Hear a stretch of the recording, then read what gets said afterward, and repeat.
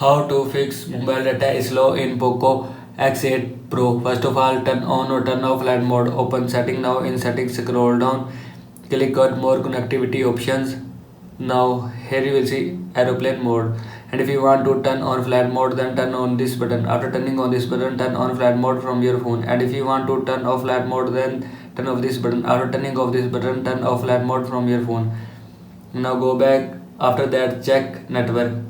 Open setting now. In settings, scroll down, click on mobile network.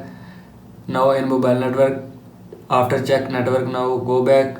After that, reinsert SIM card. After reinsert SIM card, restart device. Press and hold volume up and power button same time. Now here you will see two option, power off or reboot. And if you want to restart device, then this icon swipe down.